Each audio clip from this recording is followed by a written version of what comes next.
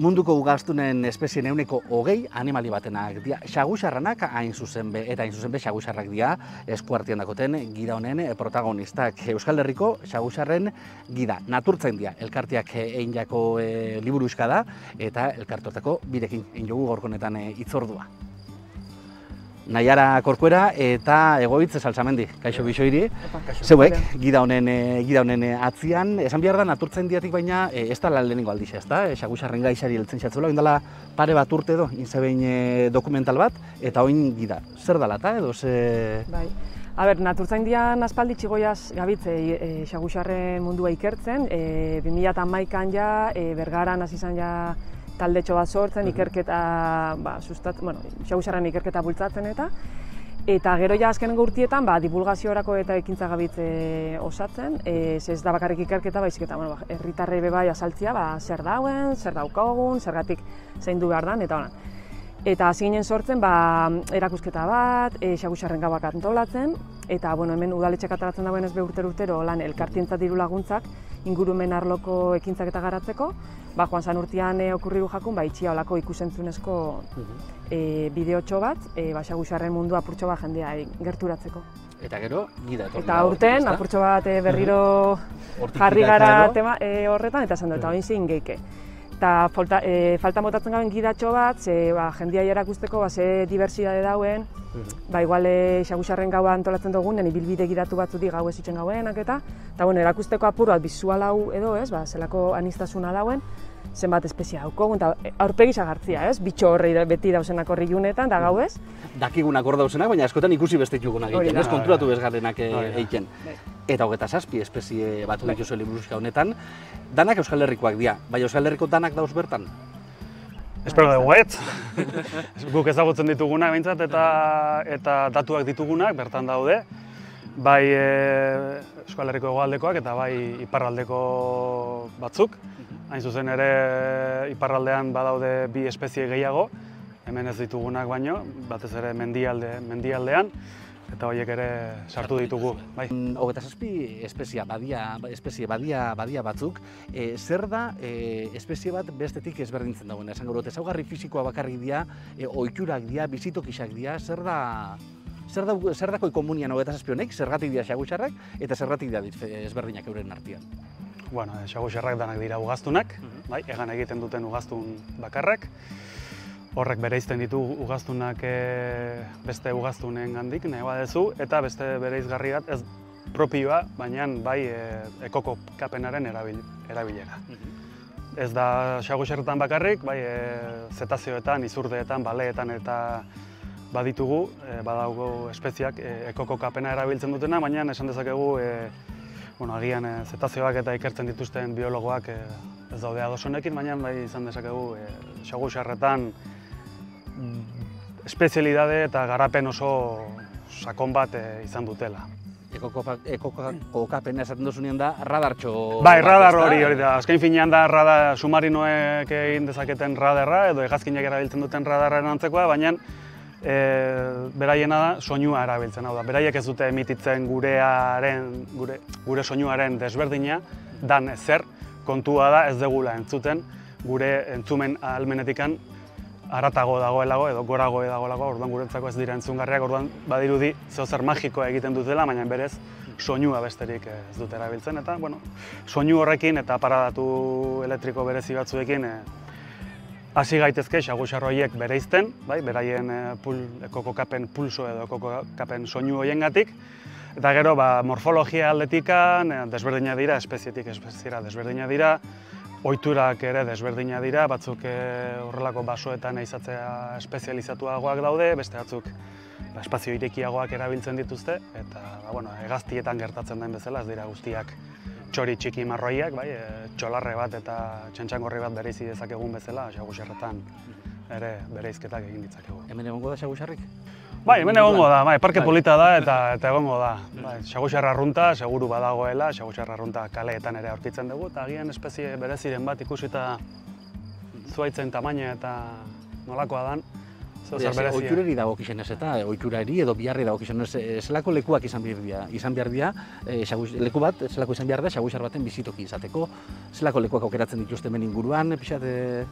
Euskal Herriko xagusarrak? Pentsa 27 espezie baldin badaude, bai, bakoitzak bere ohiturak dituela, eta bakoitzak bere espezializazioa daukala habitataren erabileran, esan bezala xagusar arrunta, herrietan topatu dezakegu, eta seguruena gaur dagoen eguraldiarekin farola baten inguruan baldin badaude iluna barrean ikusiko dugula bateren bate egan. Eta batzuk antza horrekin ekoa dute, eta gero etxe azpiko teilatuetan edo ganbaratan, baina beste batzuk basoetan espezializatuagoak dira. Eta horiek behar dituzte baso zaharrak, ongi zainduak, konplexuak, estruktura aldetik, eta horretan espezialistak dira, edo behar izan horiek dituzte, eta orduan baso horiek galtzen badira, xagusar espeziagoak ere. Eta gero kobazuloetan baita, oso ohikoa izaten da? Bai, kobazulo babeslekuak erabiltzea aldera, baditugu kobazulo zaleak diranak, gero baditugu arrakalatakoak diranak, adibidez zuhaitzen arrakaletan, zuhaitz zuloetan, adar bat erori eta bertan sortu daiteken zulo edo arrakalan, okil zuloak erabiltzen dituztenak ere badaude. Eta gero, arrakaletan labarretako edo arkaitzatako arrakala horietan, eta horiek esan dezakegu herrian edo hirian bizitzera ondo ohitutzen direla, aurkitzen dituztelako beraien babes behar izanak dituzten, babes behar izanak asetzeko tokiak aurkitzen dituzte herrietan. Drakula dela eta, askok xagusarrak zuzenean odoljale izatiakin lotzen ditugu. Euskal Herrian ez dugu alakorik topauko eta mundu mailan be gutxi, ezta? Bai, hori da. Euskal Herrian zoritxarrez, ez?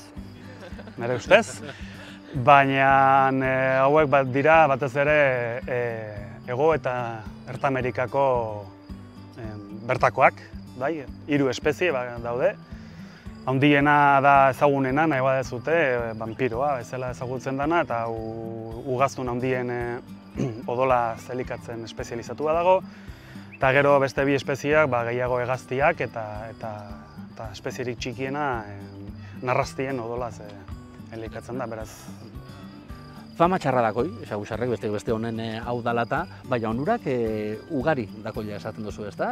Ze onura, gizakixok, zertan, ze etekin ateratzen dugu, edo ze bentaja daku, inguruan xagusar bate baldin badaukagu?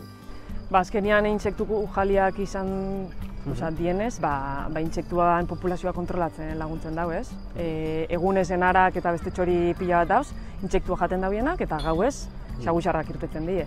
Orduan, azkenean, gure inguruko intsektu danan populazioa hor mantentzen badaue, guretzako beto izango da. Gainera, adibidez, moskituak behar arazoak aldi izan toki askotan. Gainera, gaixotasuna transmititzen laguntzen daue, segun ze gaixotasun eta ze moskito, baina horren populazioa hortxe mantentzen badaue, guretzako kriston zerbitzua. Hori hemen, eta gero beste herrialde batzutan, frutua jaten dauenak, hasiak dispersatzen laguntzen daue, edo nektarra jaten dauena polena garraiatzen daue, eta zerbitzu hori hor daukogu, doainik da eta garrantzitsua. Eta gidan jasotzen duzuen beste gauza bada, animali honein egoera, edo xagusarren egoera zeinan, ez? Arriskuan dauzenak dira, mehatxupian dauzenak dira, zergatik, ez? Hala izatekotan. Danak da legez babestuta, baina erdixak usteot edo, hauetako 27etako erdixak edo gutxi gora bera, galtzeko arriskuan dauz batzuk larri xau edo zain larri, baina badaukie mehatxuak. Azkenean da gizakia gure ingurunia eraldatzeko dakun joera horrekin, beraien babeslekuetan molestiak, edo azkenean habitatak estropea bitzen dugu, basoan ustiak edo nekazaritza intensiboakin, edo uren kutsadurakin, hori sortzen dugun molestia horrekin guztiekin, azkenean euron populazioak gain beran dauz. Hemen eta Europa guztian. Europa darian. Mundu guztian, hori munduan.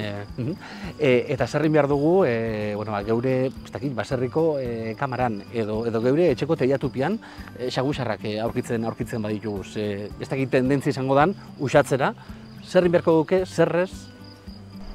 Bertan utzi, kalterik ez badagoe... Aldala bintzat. Bai, albada, azkenean kontutan eukize zerbitzu emoten dutzuen, eta bertan utzi, apurtxo bat, kaka apurtxo bat utziko dutzen ez behinka, baina ez da kaltegarrixa proba jaso. Beste txori batzu moguan, ez? Listo, bai.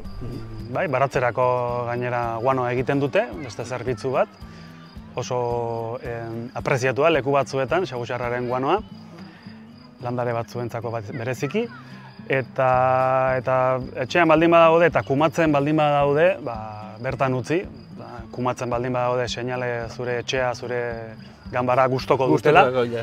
Eta bukatzen dutenean, kumatze garaiarekin, hilabete bat edo pare bat izango dira asko jota, beraien kabuz alde ingo dute eta joango dira negua pasatzeko gordelekura.